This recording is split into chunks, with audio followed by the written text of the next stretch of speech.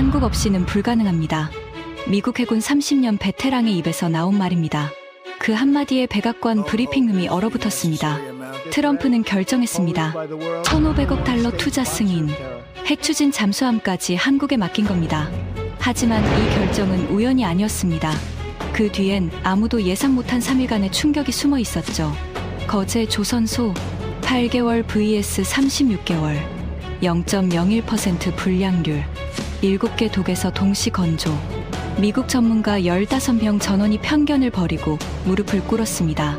지금부터 한국 조선업이 미국을 정복한 그 충격적인 전말을 공개합니다. 시작하기 전 구독과 좋아요, 그리고 대한민국 화이팅 댓글로 한국을 응원해주세요. 저는 제임스 윌리엄스입니다. 미국 해군 조선관리국에서 30년간 일해온 엔지니어죠. 버지니아주 노퍽 해군 조선소부터 샌디에이고 수리시설까지 미국의 모든 주요 조선소를 거쳤습니다. 항공모함 니미츠급 건조에도 참여했고 이지스 구축함 수십 척의 건조를 감독했습니다. 58년을 살면서 그중 30년을 배와 함께 살았다고 해도 과언이 아닙니다. 그런 제가 트럼프 대통령의 발표 직후 백악관 긴급회의에 소집됐습니다. 발표가 나온 지 48시간도 채 되지 않았을 때였습니다. 회의실에 들어서자 이미 10명이 넘는 관계자들이 앉아 있었습니다. 해군 제독, 국방부 분석가, 예산 담당관들 모두가 긴장한 표정이었죠. 국방장관이 입을 열었습니다. 여러분, 대통령께서 한국 조선소 현장 실사를 지시하셨습니다. 3일 내로 출발하십시오. 3일. 단 3일 안에 말입니다. 한국 조선소의 실제 능력을 파악하고 우리 군함을 맡길 수 있는지 평가하는 것이 임무입니다. 저는 그 순간 솔직히 당황스러웠습니다. 30년 경력의 베테랑인 저도 한국 조선소에 대해 아는 것이 거의 없었거든요. 이틀 뒤 우리는 인천행 비행기에 올랐습니다. 시찰단은 총 15명이었습니다. 단장은 톰슨 제독이었습니다. 60세, 해군 조선국장을 지낸 베테랑. 항공모함 3척의 건조를 총괄한 경력의 소유자였죠. 짧은 백발에 날카로운 눈빛을 가진 전형적인 군인이었습니다. 부단장은 저였습니다. 제임스 윌리엄스, 58세, 기술 총괄 책임자. 그리고 14명의 팀원들이 있었습니다. 마이크 톰슨, 32세, 국방부 방산 분석가. MIT를 나온 젊은 엘리트였지만 자신감이 지나쳐서 오만해 보일 때가 많았습니다. 사라 존슨, 45세, 조선 설계 엔지니어. 20년간 이지스함 설계에 참여한 실력자였습니다. 차분하고 이성적인 성격이었죠. 밥 데이비스, 50세, 국방부 예산 담당관. 숫자와 데이터를 무엇보다 중시하는 사람이었습니다. 존 마틴, 55세, 용접 기술 전문가. 캐롤 리, 48세, 품질 관리 책임자. 톰 워커, 42세, 생산관리 전문가. 제니 화이트, 39세, 자재 조달 담당자. 그리고 나머지 7명의 해군 관계자와 국방부 인력들. 비행기가 이륙하고 30분쯤 지났을 때 마이크가 먼저 입을 열었습니다. 솔직히 말해서 한국이요? 정말 거기 가야 합니까? 그의 목소리에는 불만이 가득했습니다. 톰 워커가 맞장구 쳤습니다. 한국은 컨테이너선이나 유주선 만드는 나라잖아요. 상선이랑 군함은 완전히 다른 세계인데. 마이크가 고개를 끄덕였습니다. 맞아요. 상선은 그냥 짐 실어 나르면 되지만 군함은 전투 시스템, 레이더, 미사일 발사대, 스텔스 기술까지 들어가야 해요. 차원이 다르죠. 사라가 조용히 말했습니다. 그래도 한국은 세계 조선 시장의 상당 부분을 차지하고 있어요. 기술력이 있다는 뜻 아닐까요? 하지만 마이크는 코웃음을 쳤습니다. 기술력이요? 그건 값싼 인건비 덕분이에요. 중국처럼 가격으로 밀어붙인 거죠. 미국처럼 진짜 첨단 기술과는 차원이 달라요. 존 마틴이 끼어들었습니다. 제가 40년간 용접 일을 해봤는데 군함 용접은 정말 다릅니다. 수압, 폭발, 염분 부식을 모두 견뎌야 하거든요. 상선 만드는 기술로는 절대 안 돼요. 밥 데이비스가 태블릿을 꺼내 보여줬습니다. 여기 데이터 보세요. 미국은 지난 70년간 핵항모, 핵잠수함, 이지스 구축함을 만들어 왔어요. 세계에서 가장 많은 군함을 보유한 나라고요. 한국은 뭐가 있습니까? 캐롤 리가 조심스럽게 말했습니다. 그래도 대통령께서 직접 승인하신 건데 뭔가 이유가 있지 않을까요? 마이크가 손을 저었습니다. 정치적 결정이에요. 한국과의 동맹 강화 차원이죠. 우리가 진짜 기술을 배우러 가는 게 아니라 그냥 형식적인 방문일 겁니다. 톰슨 제독이 무거운 목소리로 말했습니다. 다들 조용히 하게. 우리는 전문가로서 냉정하게 평가하러 가는 거야. 선입견은 버려. 하지만 제독의 표정도 회의적이었습니다. 저는 창밖을 바라보며 생각했습니다. 사실 저도 팀원들과 비슷한 생각이었습니다. 미국은 조선의 본고장입니다.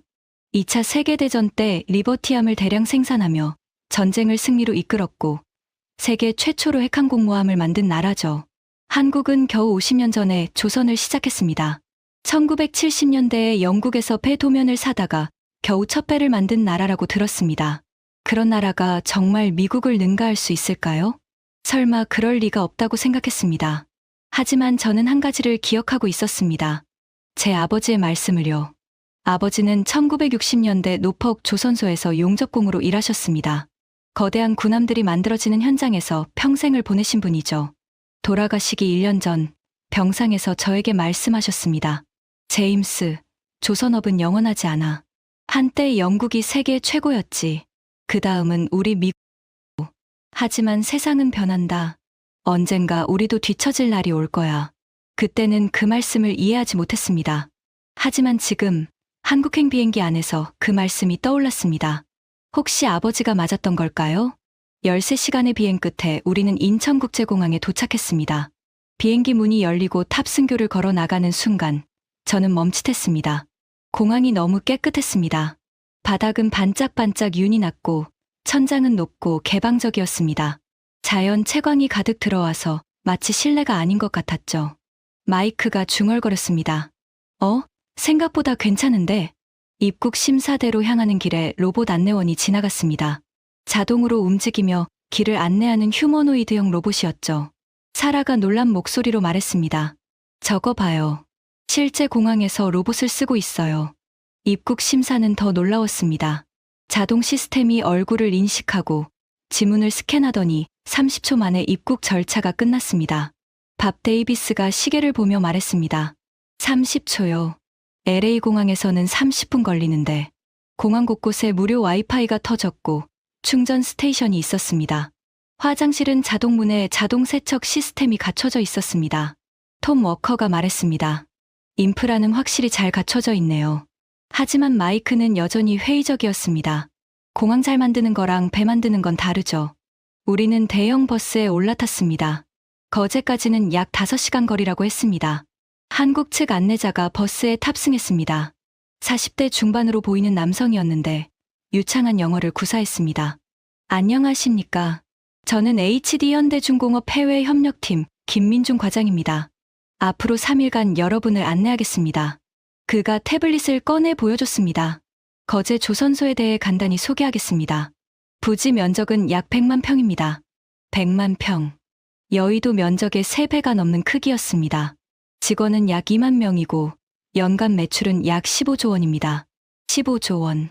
미국 돈으로 120억 달러였습니다.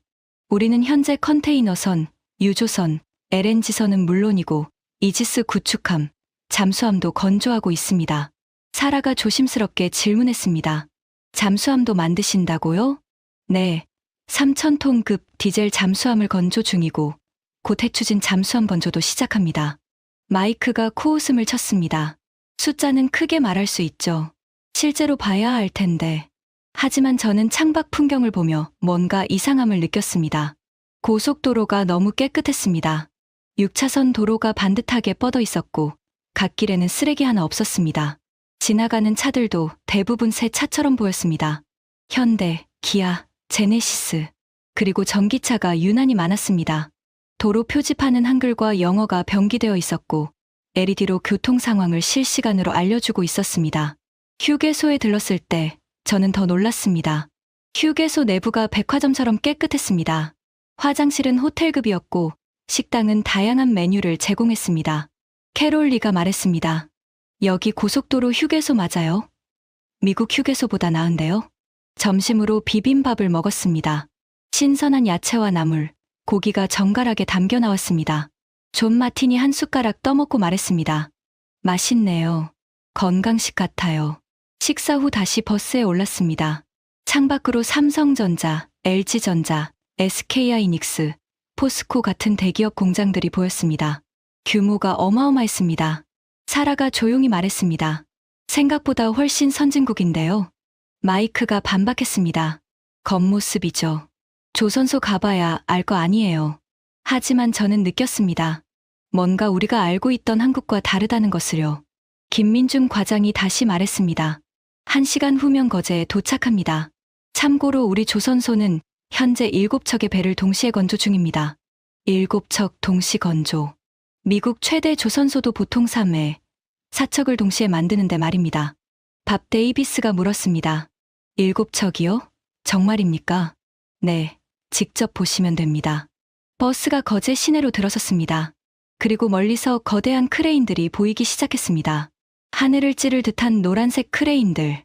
수십 개가 넘어 보였습니다. 톰슨 제독이 처음으로 입을 열었습니다. 저게 다 조선소 크레인인가? 네, 맞습니다. 마이크가 말했습니다. 과장이겠지. 실제로는 더 작을 거야. 하지만 저는 확신할 수 없었습니다. 저 거대한 크레인들이 점점 가까워지고 있었습니다. 그리고 버스가 조선소 정문 앞에 멈췄습니다. 저는 창밖을 내다봤습니다. 그리고 숨이 멎었습니다. 정문 너머로 보이는 풍경이 제가 30년간 본 어떤 조선소보다 거대했기 때문입니다. 정문 보안 검색대를 통과했습니다. 경비원들은 정중했고 시스템은 철저했습니다. 아이디 스캔, 안면 인식, 금속 탐지까지 군사 시설 수준의 보안이었습니다. 검색대를 통과하자 전동 카트가 대기하고 있었습니다. 이 카트로 이동하시겠습니다. 부지가 넓어서 걸어서는 어렵습니다. 김민중 과장이 설명했습니다. 우리 15명은 카트 3대에 나눠 탔습니다. 저는 톰슨 제독, 사라, 마이크, 존과 함께 첫 번째 카트에 올랐습니다. 카트가 출발했습니다. 그리고 5분쯤 달렸을 때 저는 깨달았습니다. 이곳이 얼마나 거대한지를요. 사방으로 공장 건물들이 펼쳐져 있었습니다. 각 건물이 미식축구장만 했습니다. 그리고 그런 건물이 수십 개였습니다. 하늘을 찌를 듯한 크레인들이 곳곳에 서 있었습니다. 노란색 골리앗 크레인이 하나, 둘, 셋, 10개가 넘었습니다. 저 크레인들은 몇 미터나 되나요? 사라가 물었습니다. 가장 큰 것은 높이 300m입니다. 63빌딩보다 높죠. 300m, 100층 건물 높이였습니다. 톰슨 제독이 중얼거렸습니다. 세상에. 마이크는 여전히 팔짱을 낀 채 침묵했습니다. 하지만 그의 눈은 계속 주변을 훑고 있었습니다. 카트가 첫 번째 독 앞에 멈췄습니다. 한 번 독입니다. 현재 7,000톤급 이지스 구축함을 건조 중입니다. 우리는 카트에서 내렸습니다. 그리고 눈앞에 펼쳐진 광경에 말을 잃었습니다. 거대한 배 한 척이 독 안에 있었습니다. 아니, 배라기보다는 건물에 가까웠습니다. 7층 건물 높이의 선체가 우뚝 서 있었고 그 주변으로 수십 개의 비계가 설치되어 있었습니다. 하지만 더 놀라운 건 작업 방식이었습니다. 사람이 거의 보이지 않았습니다. 대신 용접 로봇들이 선체를 따라 움직이며 작업하고 있었습니다. 파란 불빛이 연속으로 번쩍였고 정확한 선을 그리며 용접이 이루어졌습니다. 존 마틴이 계단을 올라가 가까이 다가갔습니다. 그는 40년 경력의 용접 전문가였습니다. 한참을 바라보다가 돌아왔습니다. 저 용접, 자동인가요? 네, AI 제어 로봇입니다. 30대가 동시에 작업 중입니다. 존이 고개를 저었습니다. 30대요? 그리고 저 정밀도는 제가 40년 했는데 저것보다 정확하게 못합니다. 마이크가 끼어들었습니다. 쇼일 뿐이에요.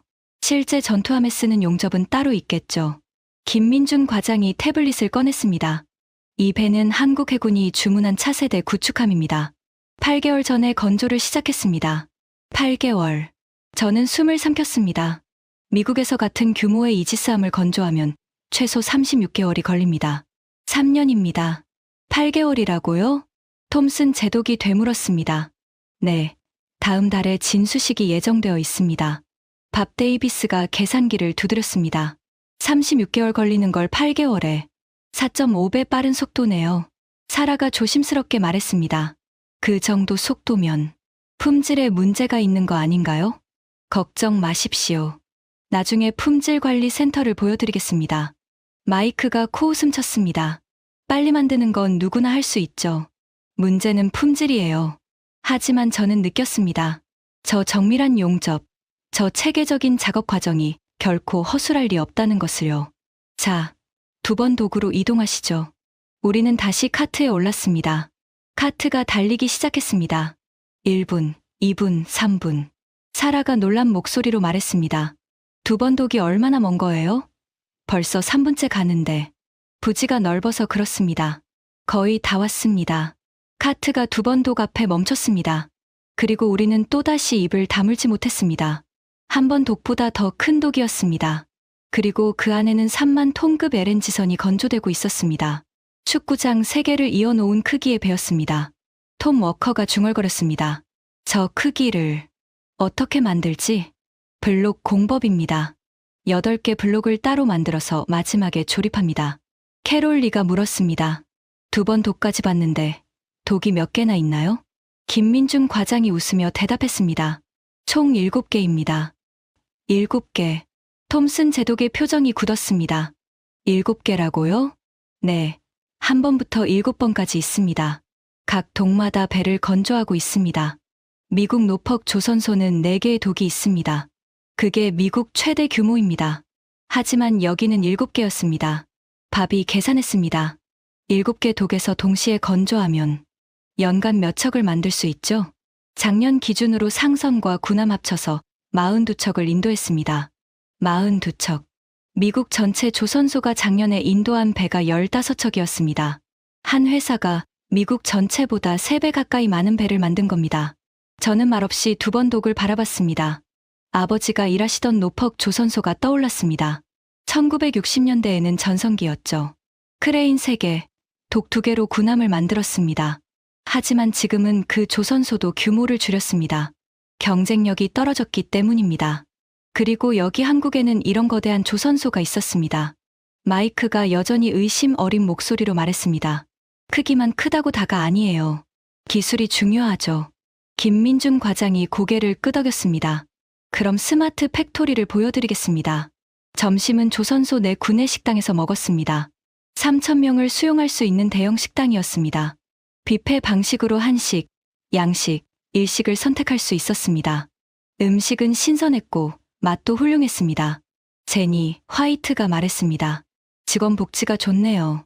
미국 조선소는 보통 도시락 싸오는데 점심 식사 후 우리는 스마트 팩토리 동으로 이동했습니다. 건물 입구에 들어서자 완전히 다른 세계였습니다.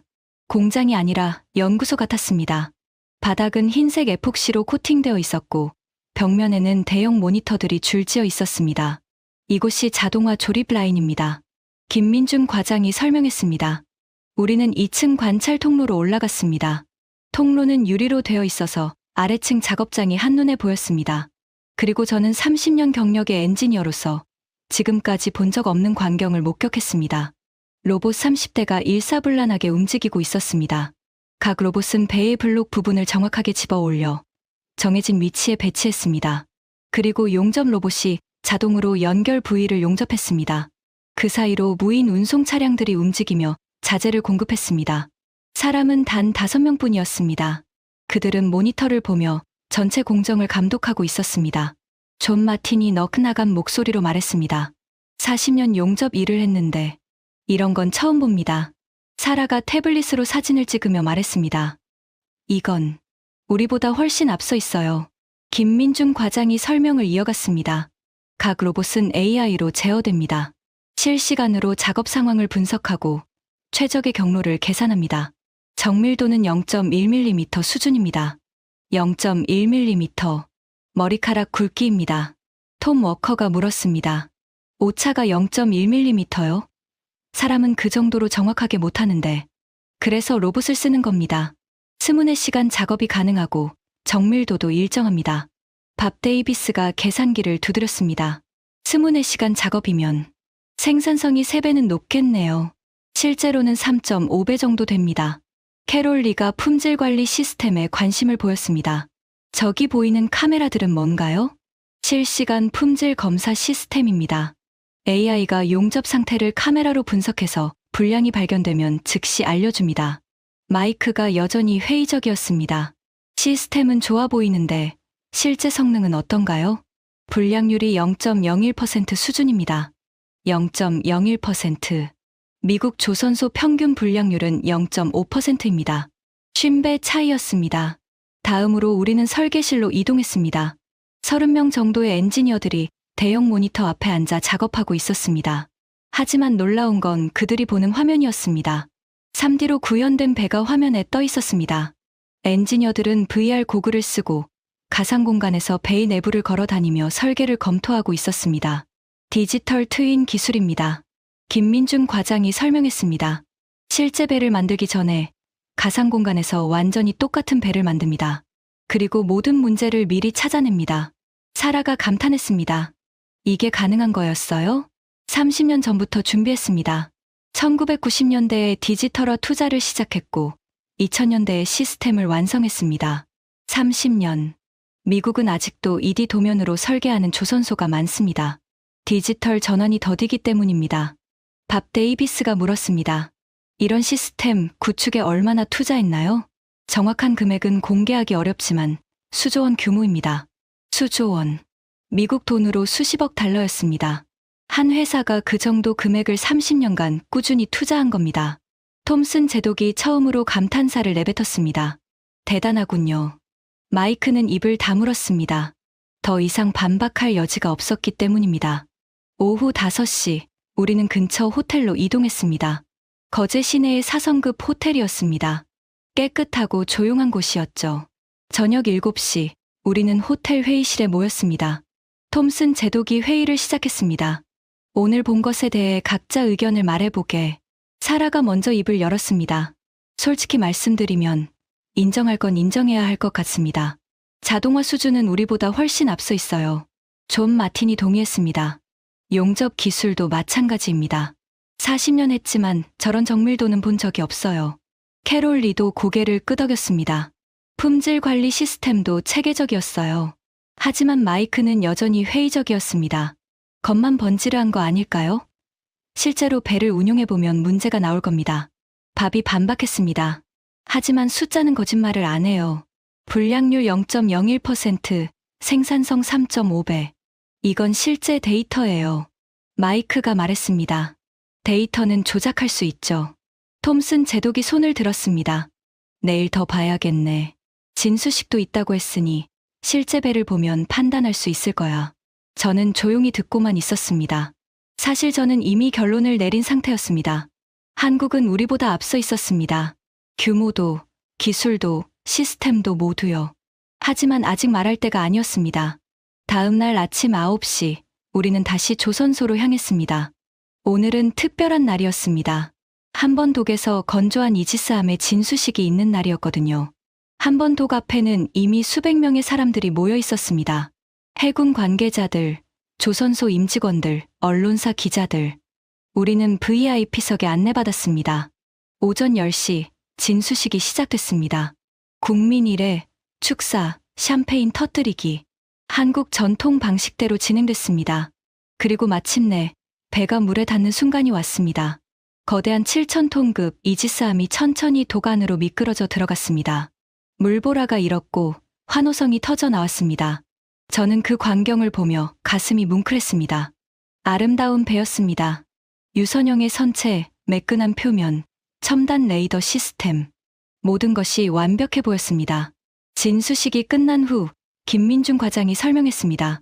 이 배는 8개월 전에 건조를 시작했습니다. 8개월. 톰슨 제독이 물었습니다. 미국에서는 같은 배를 만드는데 얼마나 걸리죠? 제가 대답했습니다. 최소 36개월입니다. 3년이죠. 제독이 고개를 끄덕였습니다. 4.5배 차이로군. 사라가 물었습니다. 어떻게 이렇게 빨리 만들 수 있죠? 블록 공법 때문입니다. 8개 블록을 동시에 제작해서 마지막에 조립만 합니다. 밥이 말했습니다. 미국도 블록 공법을 쓰는데요. 규모가 다릅니다. 우리는 8개 블록을 완전히 독립적으로 만들 수 있는 시설이 있어요. 미국은 보통 3회, 4개 블록만 동시 제작하죠. 그 차이가 속도의 차이였습니다. 우리는 3번 독으로 이동했습니다. 거기서는 3,000톤급 잠수함이 건조되고 있었습니다. 4번 독에서는 30만 톤급 초대형 유조선이 건조 중이었습니다. 5번 독에서는 LNG선, 6번 독에서는 컨테이너선, 7번 독에서는 또 다른 이지스함. 7개 독 모두에서 동시에 배를 만들고 있었습니다. 톰슨 제독이 감탄했습니다. 동시에 이렇게 많은 배를. 대단하군요. 저는 속으로 생각했습니다. 미국은 지금 이 순간에도 단 3척의 군함을 건조하고 있습니다. 그것도 수년째 지연되고 있죠. 하지만 한국은 7척을 동시에 만들고 있었습니다. 그것도 제때에, 정확하게요. 점심 식사 후, 오후 일정이 진행됐습니다. 블록 제작 공장, 도장 시설, 의장 작업장을 차례로 둘러봤습니다. 모든 곳이 체계적이었고 모든 작업이 정밀했습니다. 오후 5시 일정이 끝났습니다. 호텔로 돌아오는 버스 안은 조용했습니다. 모두가 생각에 잠겨 있었습니다. 저녁 7시 저는 혼자 호텔 옥상으로 올라갔습니다. 거제 앞바다가 한눈에 보였습니다. 석양이 지고 있었고 바다는 붉게 물들어 있었습니다. 저는 난간에 기대서서 바다를 바라봤습니다. 문득 뒤에서 발소리가 들렸습니다. 돌아보니 사라였습니다. 제임스, 괜찮으세요? 네, 그냥 생각 좀 하고 있었어요. 사라가 옆에 섰습니다. 오늘 본 것, 정말 대단했죠? 저는 고개를 끄덕였습니다. 한참 침묵이 흘렀습니다. 그리고 저는 입을 열었습니다. 제 아버지 이야기를 해도 될까요? 물론이죠. 저는 바다를 바라보며 말했습니다. 제 아버지는 1960년대 노퍽 조선소에서 용접공으로 일하셨습니다. 평생을 그곳에서 보내셨죠. 사라가 조용히 들었습니다. 아버지는 자부심이 대단하셨어요. 미국 배가 세계 최고라고 믿으셨거든요. 실제로 그랬고요. 우리가 만든 항공모함, 구축함들이 세계를 지배했으니까요. 저는 잠시 말을 멈췄습니다. 하지만 1980년대부터 상황이 변하기 시작했어요. 한국과 일본이 조선 시장을 장악하기 시작했죠. 미국 조선소들은 하나둘 문을 닫았습니다. 아버지가 일하시던 조선소도요? 네. 2010년에 문 닫았어요. 아버지는 은퇴하셨지만 동료들은 일자리를 잃었죠. 사라가 안타까워했습니다. 돌아가시기 1년 전 병상에서 저에게 말씀하셨어요. 제임스, 조선업은 영원하지 않아. 세상은 변한다. 언젠가 우리도 뒤처질 날이 올 거야. 제 목소리가 떨렸습니다. 그때는 그 말씀을 이해하지 못했어요. 미국이 뒤처진다니 말도 안 된다고 생각했죠. 저는 사라를 바라봤습니다. 하지만 지금 여기 와서 보니까 알겠어요. 아버지가 틀렸던 게 아니에요. 세상이 변한 거죠. 사라의 눈에 눈물이 맺혔습니다. 한국은 30년 동안 준비했어요.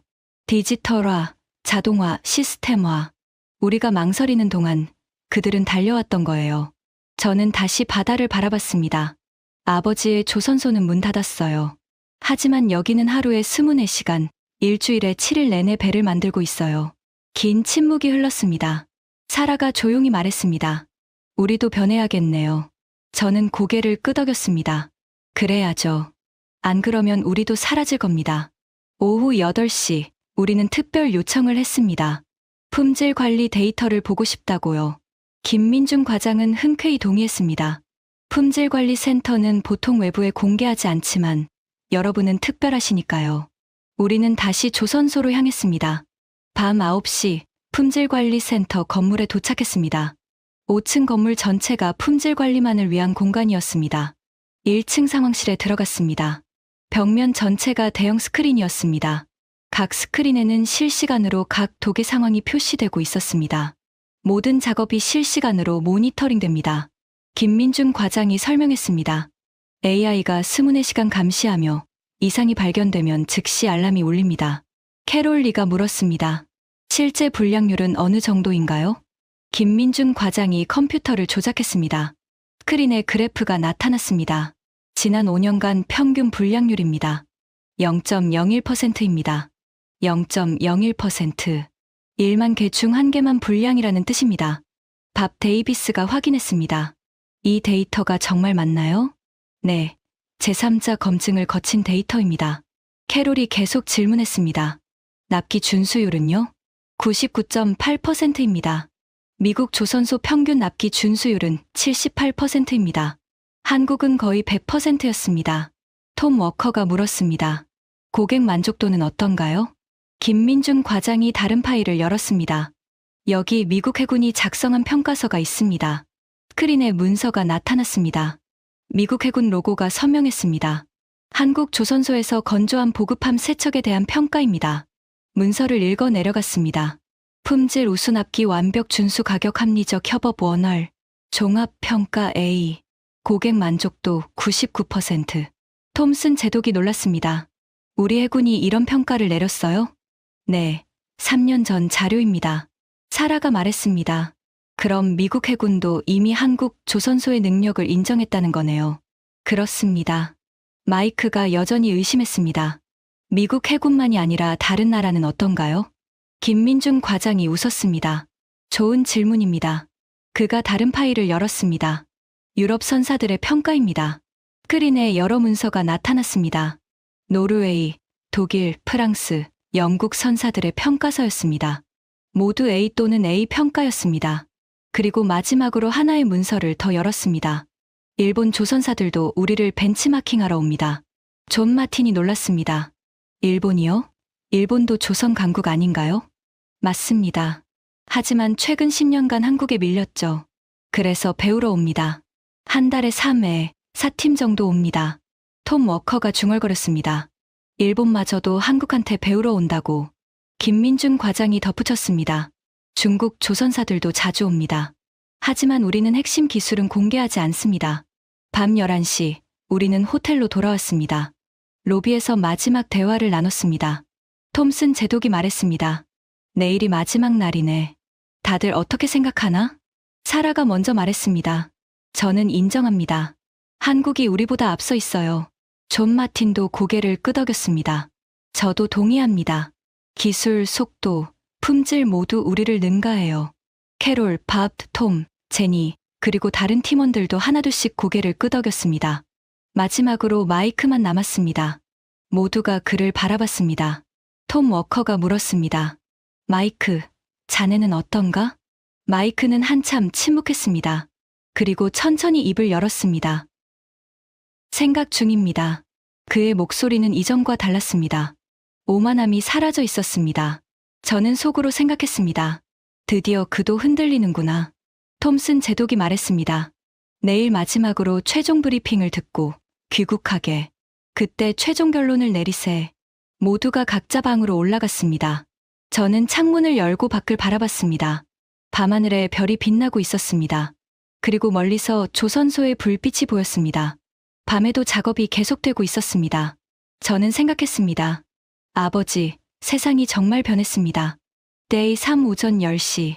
우리는 조선소 본사 건물로 향했습니다. 20층 건물의 최상층, 대회의실이었습니다. 창밖으로 거제 조선소 전체가 한눈에 보였습니다. 7개의 독, 수십 개의 크레인, 그리고 끝없이 펼쳐진 공장들. 회의실 안에는 이미 HD연대 임원들이 대기하고 있었습니다. 중앙에 앉은 분이 일어나 우리를 맞이했습니다. 환영합니다. 저는 HD현대중공업 CEO 김철수입니다. 60대 초반으로 보이는 신사였습니다. 차분하지만 확신에 찬 목소리였죠. 우리는 자리에 앉았습니다. 김철수 CEO가 프레젠테이션을 시작했습니다. 3일간의 일정 어떠셨습니까? 톰슨 제독이 대답했습니다. 솔직히 말씀드리면 놀라웠습니다. 김 CEO가 미소 지었습니다. 감사합니다. 오늘은 우리가 어떻게 여기까지 왔는지 말씀드리겠습니다. 스크린에 흑백 사진이 나타났습니다. 1970년대 거제의 모습이었습니다. 황량한 해변, 작은 마을, 그리고 아무것도 없는 땅. 1970년대 초반입니다. 여기에는 아무것도 없었습니다. 어촌 마을이 전부였죠. 다음 사진. 젊은 사람들이 삽으로 땅을 파고 있었습니다. 우리 창업자는 영국에서 배 도면을 샀습니다. 기술도 경험도 없었기 때문이죠. 그리고 이 황무지에서 시작했습니다. 사진이 계속 넘어갔습니다. 첫 번째 배, 첫 번째 수출, 첫 번째 위기. 처음 10년은 실패의 연속이었습니다. 품질 문제, 납기 지연, 적자. 모두가 한국 조선은 안 된다고 했습니다. 마이크가 조용히 듣고 있었습니다. 하지만 우리는 포기하지 않았습니다. 1980년대 사진들이 나왔습니다. 1980년대, 우리는 선택했습니다. 단기 이익 대신 장기 투자를요. 숫자들이 화면에 나타났습니다. 연구개발 투자 매출의 8%, 인력 교육 연간 500억 원, 시설 현대화 연간 2천억 원.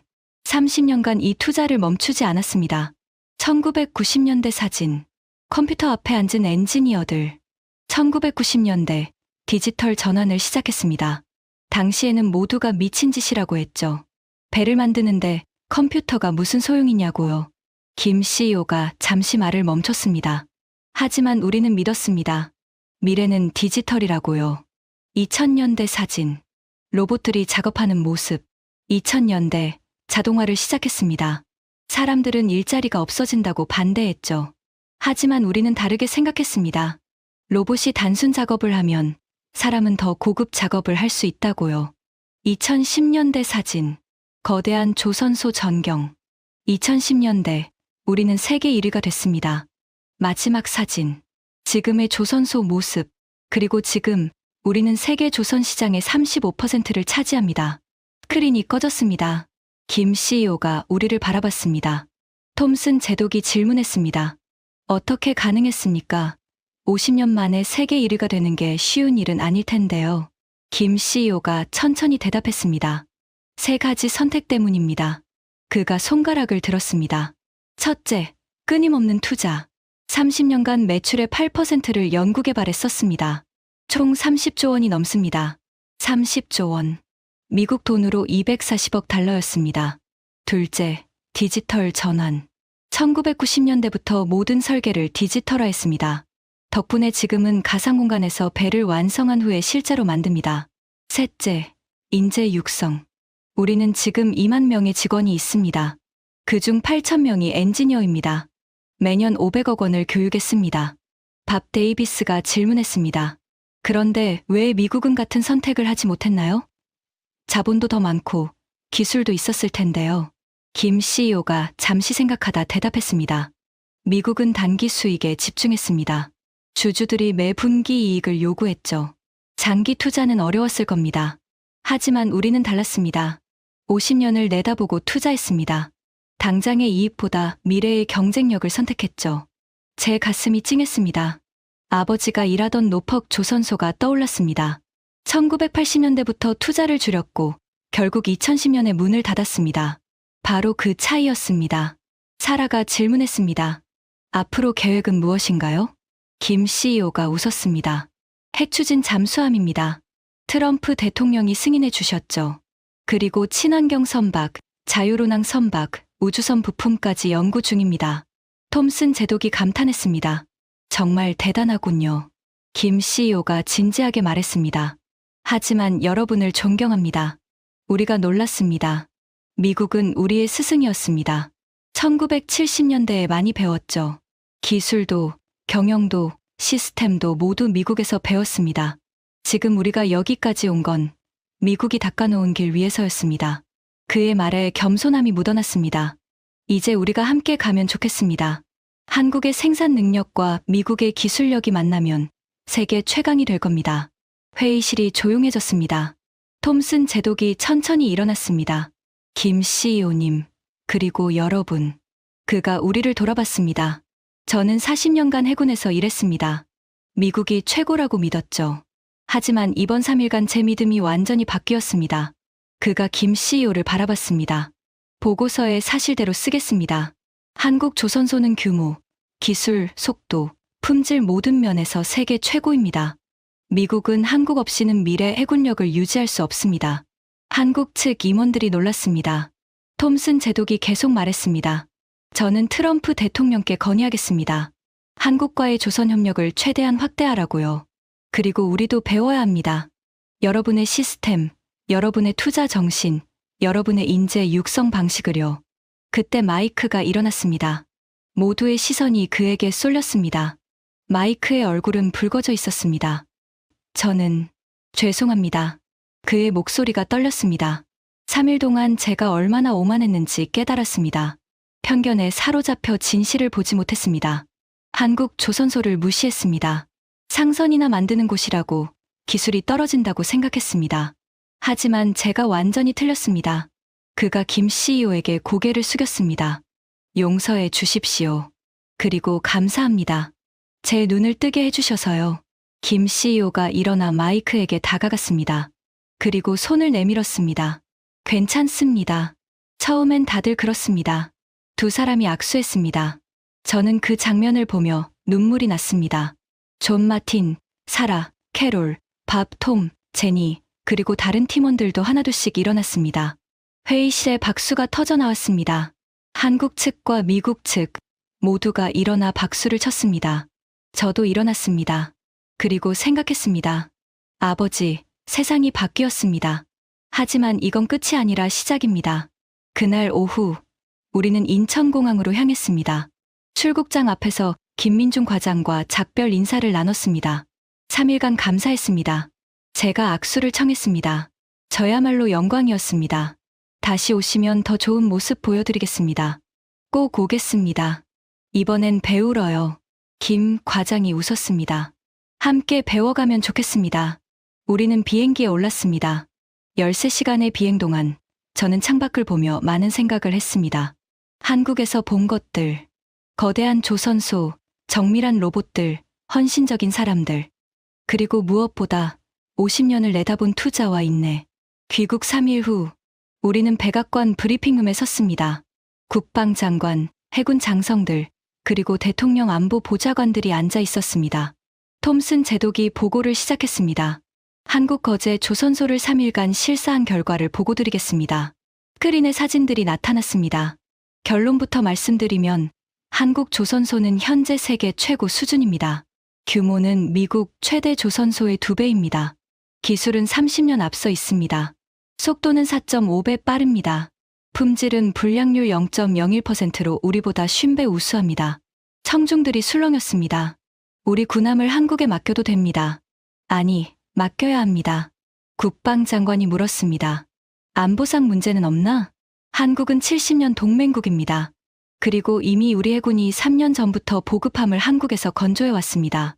만족도 99%입니다. 제가 보충 설명했습니다. 미국 조선소는 현재 노후화와 인력 부족으로 생산 능력이 급격히 떨어지고 있습니다. 반면 한국은 최첨단 시설과 2만 명의 숙련 인력을 보유하고 있습니다. 한국과의 협력 없이는 미국 해군의 미래 전력 증강이 불가능합니다. 안보 보좌관이 고개를 끄덕였습니다. 그래서 대통령께서 1,500억 달러 투자를 승인하신 겁니다. 한국 조선소 현대화에 500억 달러, 미국 조선소 재건에 1,000억 달러를 투입할 계획입니다. 그리고 한국 기술을 미국으로 이전받고 공동생산 체계를 구축할 겁니다. 톰슨 제독이 마지막으로 말했습니다. 이건 단순한 구매가 아닙니다. 새로운 동맹의 시작입니다. 한국의 생산 능력과 미국의 기술력이 만나면 세계 최강 해군력을 만들 수 있습니다. 브리핑이 끝났습니다. 저는 브리핑룸을 나와 복도를 걸었습니다. 창밖으로 워싱턴 DC의 풍경이 보였습니다. 저는 하늘을 바라보며 생각했습니다. 아버지, 세상이 바뀌었습니다. 1960년대 아버지가 일하시던 노퍽 조선소는 이제 없습니다. 하지만 그게 끝이 아닙니다. 한국이라는 새로운 파트너가 생겼습니다. 그들은 50년 전 우리에게 배웠고 지금은 우리보다 앞서 있습니다. 하지만 그것도 경쟁이 아니라 협력의 기회입니다. 함께 가면 더 강해집니다. 미국의 설계 기술과 한국의 생산 능력, 미국의 전략과 한국의 실행력, 이 둘이 만나면 누구도 따라올 수 없는 힘이 됩니다. 아버지는 말씀하셨죠. 세상은 변한다. 맞습니다. 세상은 변했습니다. 그리고 우리도 변해야 합니다. 과거의 영광에 안주하지 말고 새로운 미래를 향해 나아가야 합니다. 한국은 그걸 보여줬습니다. 50년 만에 세계 1위가 된 그들의 비결은 단순했습니다. 끊임없는 투자, 장기적 관점, 그리고 인재 육성. 우리도 할 수 있습니다. 아니, 해야 합니다. 저는 주머니에서 휴대폰을 꺼냈습니다. 아버지 사진이 배경화면에 있었습니다. 1970년대 노퍽 조선소 앞에서 찍은 사진. 젊은 아버지가 웃고 계셨습니다. 저는 속으로 말했습니다. 아버지, 이제 알겠습니다. 변화를 두려워하지 말라는 것을요. 새로운 세대, 새로운 나라가 앞서가는 것을 인정하라는 것을요. 그리고 함께 가라는 것을요. 감사합니다, 아버지. 그리고 감사합니다, 한국. 여러분 덕분에 저는 새로운 미래를 봤습니다. 한국에서 목격한 기적 같은 이야기였습니다. 1970년대 황무지였던 거 제가 지금은 세계 최고 조선소가 됐습니다. 50년의 땀과 눈물, 끊임없는 투자와 도전. 이것이 대한민국의 힘입니다. 여러분이 일하는 현장도, 여러분이 공부하는 학교도 언젠가 세계 최고가 될 수 있습니다. 이 이야기를 널리 공유해서 더 많은 사람들에게 희망을 전해주세요. 작은 믿음이 큰 기적을 만듭니다. 구독과 좋아요도 부탁드립니다. 지금까지 감동테라였습니다. 감사합니다.